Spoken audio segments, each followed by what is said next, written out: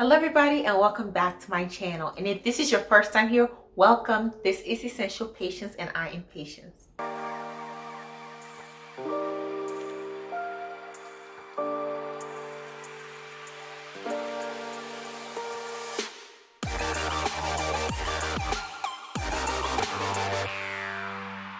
In today's video, we are going to be talking about some unpopular financial opinions that I have. Remember, this is not financial advice, but it is my opinion about the state of personal finance that we are in today and basically what I think, because it's not becoming such a hot topic. For the most part, we all hear the basics be repeated over and over again, but here are my 10 unpopular financial opinions. Number one is to not save just to save. When you're growing up, people give you the advice, just save some money, pay yourself 10%. Ask yourself, what is the goal? If you don't have any emotions attached to it, if you don't have any goals that you want to reach, then first of all, how would you know if you're saving enough? And then you're just gonna save, and then when you need the money for something else, you're gonna use it. Have goals and tie those goals to saving. So that idea of just save to save, I think it can work for some people. It's better to save than to overspend always.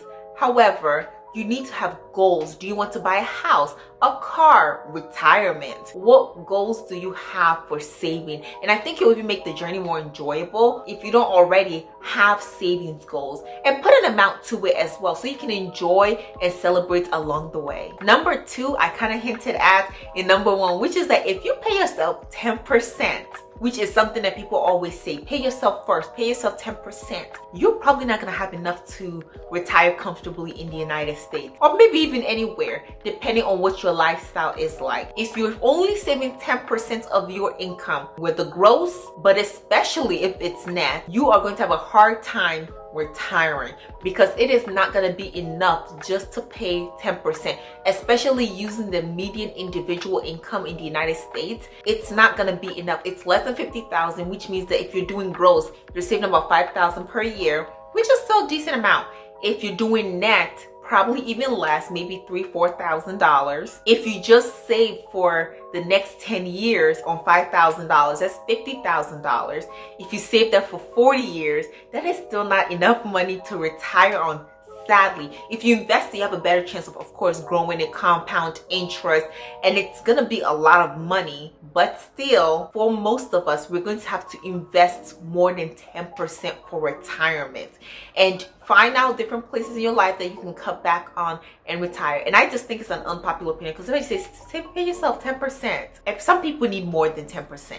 Unpopular opinion number three is that you can't live below your means for the most part if you're not making enough money. If I was making, say, $25,000 a year, I don't know how I'm going to be able to live below that means. I mean, that's literally poverty level. So if you don't make enough money, you're not going to be able to live below your means, because you can't even live within your means. You're struggling so much. So sometimes it is important not to just focus on cutting back, but focus on increasing your salary. We all have opportunities for growth, and this is a way to focus on it. So if you're currently in a job that you don't see any growth opportunities, find out how you can make a pivot or how you can get a second job. And sometimes, especially if you're younger and you have the strength, get a second job. There's a time to work hard, not just cutting back, but work hard so you can get more money to save, to reach your financial goals. Because cutting back and living below your means on certain incomes is almost impossible. But then even if you're able to save, you're not able to save to the degree that's going to help you, say, buy a car in cash, for a down payment on a house. Sometimes you just need to increase your income, and we don't talk about that enough in personal finance. So yes, it's behavioral, but part of that behavior is also earning more money. My fourth unpopular opinion is that buying a house, well, you might not be ready for that. Looking at how we are in this housing market, we are talking about home prices going up and up and up, and that's true, but houses come with more than just basic responsibilities. I mean, yes, you have the down payment to pay for a house, but think about it. Maybe you're just in your renting era, okay? There's nothing wrong with renting for a certain period of time. You need to either save out for a down payment, or that you're just not that responsible for a house yet. When you get a house, unless you just barely made enough to get it and you put such a low percentage down, things start to break, you need money. Do you have an emergency fund to fix the air conditioner when it breaks? Because you're not renting anymore. you have to pay for that yourself. So it comes with a level of responsibility that some people may just not be ready to have. Are you ready to mow a lawn or to pay somebody to mow the lawn, water the grass, maintain things that traditional landlord will? So you have to ask yourself, am I ready for that whole responsibility? Getting a house is a blessing, but sometimes if you don't do it the right way, it can become a curse, or it can just make things burdensome. So ask yourself, am I ready for a house? And for me, I ask myself this question all the time. And when I'm ready for a house, I want to go into it the right way, with a good deposit, with an emergency fund in case something breaks, and to make sure I cut no corners so that house can be a blessing onto my life. Number 5 is to not focus too much on credit score. I think the problem is that we are emphasizing too much on credit score like it means too much, which it doesn't. I mean, yes, it means that you're good at debt management, but if my income increased 200% tomorrow, it doesn't affect my credit score. I can pay off some stuff and close an account, and guess what? My credit score would go down and then before going up. It's talking about different mixes of debt. If you made a great income and you have no reason to take out a credit card, to get a mortgage, to get any loan at all, you would have no credit score. If you don't have a credit card, you could have 0 credit score. Does that mean you're bad with money? No, it just means that you don't take out debt. So I think that the emphasis on credit score should not be as much, because a credit score is just something for you individually. It's not like you can pass it down to your children. I mean, I've not heard of people inheriting credit scores. Yeah, you can put your kids on there to help them boost it up. But if you already have the money and you have the income, there's no correlation whatsoever. It's about debt management. So focus more on your actual personal finance than on your credit score. Your credit score would be okay. And if you don't need a credit score, it can go down to 0. It doesn't mean that you still cannot succeed in life. So I think the focus on credit score is just too much for some people. Number 6 is going to be very controversial, but I believe that most people should not get a credit card, and most people can't handle a credit card. Look at the debt crisis that we're in. For the average person, credit card debt is so much. It's literally billions of dollars in debt.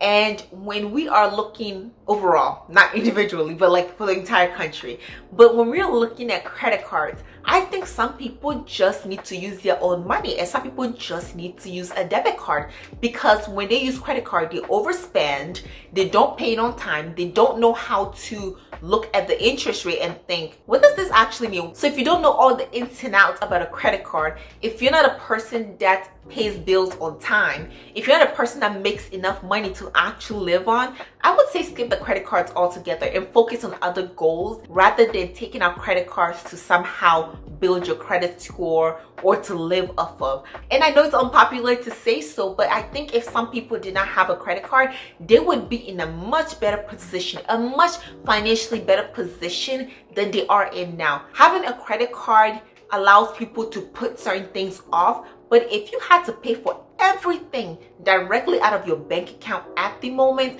I think a lot of people have to confront the way they spend, will actually have to look at their finances, how much they actually make, because you'd be surprised people don't know how much they actually make on a weekly, yearly, or monthly basis. And so if you're one of those people who struggles with credit card debt and have accumulated so much, I would say consider just cutting them up and closing those accounts, paying them off and never using credit cards again, or for many years. Believe me, you would be all right. And I think if people took this step and we didn't feed into this credit card culture that we're in, a lot of people will be in a much better place. For most people, no matter how much cash back they get or free flights, they will accumulate more debt than is ever worth it. And it's not gonna be worth it. Number 7 unpopular opinion is that I think more people should embrace minimalism as a chic way to just live out your broke era. Everybody does not have as much money as we're seeing in this materialistic world. Let me tell you, embrace minimalism. I have as well. And being broke, by the way, does not mean you're poor. I mean, it could be.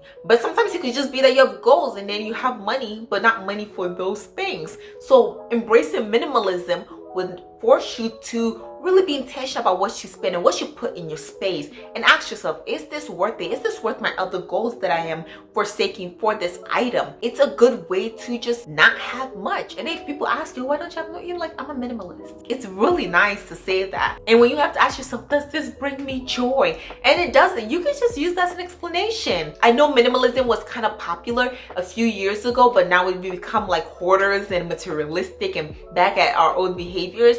But minimalism is never going to be out of style. It's always going to be a clear winner, especially because you're not going to become a hoarder. You're not going to spend your money on frivolous things. Pick minimalism and stick with it. So this next one might be a little controversial, but number 8 is that I don't think most people have disposable income. I said it. I don't think most people have disposable income. You just don't have money that you can use to do anything. Not like in that type of way. I think most people have enough money to live on and to save, and everything else is not extra. There is really no extra in most people's budgets, and I'm going off of the median individual income in the United States and the median household income in the United States. If we're maximizing all of our savings and paying our bills on time, I don't think most people have as much disposable income as they claim to have. How can you have disposable income when you have credit card debt? How can you have disposable income when you have a mortgage or a car loan? Is that disposable income, or is that money that you should be using to pay off your debt? So currently, I don't have any disposable income, and I think we should just embrace saying that. For many years, I watched people do financial audits, so like open up their finances, and they have debts, they have student loan payments, they have car payments, mortgage payments, and all these other debts, and then they would like list all their bills and see like, okay, now I have $1,000 left to spend. It always shocked me. I'm like, I think that's like money to pay off your credit card, because you're getting 25% interest rates, and that's not any disposable income that should be spent on anything else other than that 25% being sent zero. But calling it disposable income is giving up the very wrong vibe, because I'm sure if you lost that money, you're not just going to be like, oh, that was just my disposable income. No, a lot of people need it. So I think calling it something else might help. So I personally don't consider any of my money disposable. I have goals, I name everything, and I budget to the penny, because disposable income where? Number 9 is that car debt is really one of the worst debts. Really, it is one of the worst debts. And I know that from personal experience. I just bought a car this year, and honestly, I think car payments, if you can do anything to avoid it, do so. Because here's the thing. Let's say you have a mortgage. At least with this property, more likely than not, it's going to be appreciating. You're living in the house, so you're not paying rent. It's very stable. It's again appreciating in value. You can sell the house whenever pretty much you want to, and more likely than not, you're not going to lose on the house, but instead you're going to gain profit. Let's say student loan debt. I mean, say what you might say, but for a lot of people, it could be an investment into their future, where they're going to become a doctor, a lawyer, some profession that they're going to earn that money back. So yeah, they may take out $100,000 in student loan debt, but they're going to be making $150,000 a year, or they're going to be making that money back in a couple of years. So there is something that takes you from point A to point B. I mean, I might even argue for credit card debt. I mean, credit card debt is bad too. Depending on what you buy, it could be a situation where you were trying to like live. So I get that part. You're struggling from paycheck to paycheck, so you put your bills on credit card. So in that sense, I know some people do that. But with car debt, a lot of people just buy way too much car than they can afford. Let's not forget the part that it's not really an asset, it's more of a liability. Unlike a house that you can really sell, you don't even have the title to your car till you finish paying it off. So here you are paying off a car in like 60 months, 72 months, and now even 84 months. You don't really own that car. It can be repossessed at any moment. And if you wanted to sell the car, you would either have to give it back to dealership to trade in for something else, or you have to pay off the loan and then do a private sale. It really is bad. Car loans are really one of the worst debts. For my future going forward, I want to eliminate any type of car debt in my life. And in the future, whenever I'm gonna buy a car, I'm just gonna have to buy cash. And if I can't buy cash, well, I just have to stick with the car that I have, because at this rate, it's literally ridiculous. especially with how much car debt is going up. For a lot of new cars, the car payment is over $700 for over 60 months. I just say it's not worth it. And number 10 of my unpopular opinions is that financial success, financial stability is impossible without sacrifice. And I know in this world that we're living in, there's a lot of quick fixes, shortcutting your way to being a millionaire, shortcutting your way to everything. But really, no matter how you get there, there's some level of sacrifice. For most people, there is gonna be a level of sacrifice, because a lot of us are not just gonna be inherit $1 million. But even if you're going from high school to college to better your financial future, to make more money, there's sacrifice in that. There is sacrifice in not spending frivolously and saving for retirement now, so that you can enjoy that compound interest over the years. There is sacrifice in denying yourself going on vacation every other month so you can save that money and max out your Roth IRA or save for down payments on a house. There is always going to be sacrifice. You're going to have to pick financial success over something else, because most of us don't have the amount of money in this world where we can do everything that we want without having to look at our budgets. So if we're going to be financially successful, we're going to have to make some sort of sacrifice. And this is where one of my favorite Bible verses comes in. It is Hebrews chapter 12 verse 11. It says, "No discipline at the time seems pleasant, but painful. Later on, however, it produces a harvest of righteousness and peace by those who have been trained by it." And if the Bible says it, I agree with it. And with that, I am bringing this video to an end. Let me know in the comment section, do you have any unpopular financial opinions that you would like to share? I'll be reading, so let me know. And remember to like this video, subscribe to my channel if you haven't already, and ring the notification bell, because I post 2 videos a week on Tuesdays and on Fridays. Come over, because the conversation is always great. Thank you for watching, and I'll see you in the next one. Bye.